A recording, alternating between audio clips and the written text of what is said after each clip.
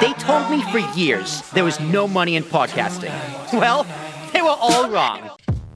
I just want to podcast forever, man. I just want to sit in this chair or a chair, whether in person or remote, and just do a bunch of different podcasts on a bunch of different things. It's a lot of fun, and I find myself, it makes me a much better communicator, not just like on a podcast. It's like in general, like I was speaking to my parents, speaking to my girlfriend, speaking to my friends, speaking to complete strangers.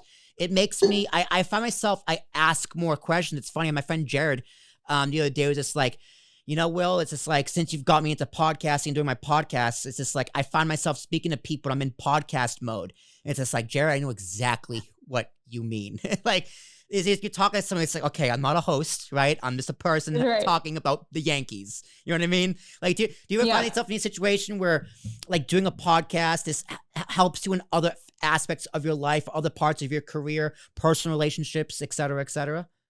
I mean, I think to be a good podcast host, you have to be a good listener. I think that's probably like a good active listener. You have to be able to riff off what people are saying.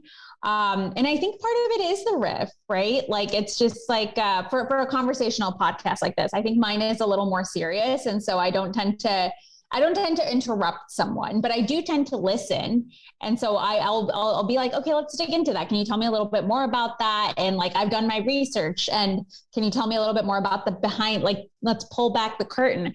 But to your point, I think what you're getting at is kind of just like when it turns into a conversational podcast like this, it's like public speaking, but engaged public speaking. Cause like you get the other person gets to public speak with you too. And I think it's like, if you notice, like, being on a podcast is distinctly different than just, speaking whatever comes to mind. There is some kind of processing of thought, and there's some kind of like, there's also the podcast voice. So it's like layers to it. I think you have the podcast voice, and then you also have like, oh, you want to be engaging, you want to frame things in a certain kind of way. You want to like feel like the listener is like, like right there, like in the room with you. So I think that podcasting definitely makes you think about how to be more engaging. And those are things that align with public speaking to me. So I think it does make you a better speaker. But I think there's a lot of things for me that help me be a better speaker, and podcasting is definitely one of them. Definitely. You said the word engaging, and engagement and social media go hand in hand. I do all the social for this channel and most of APS by myself. And it's very difficult. I'm still learning. But you've done it. When did you first start your career in social media? What year?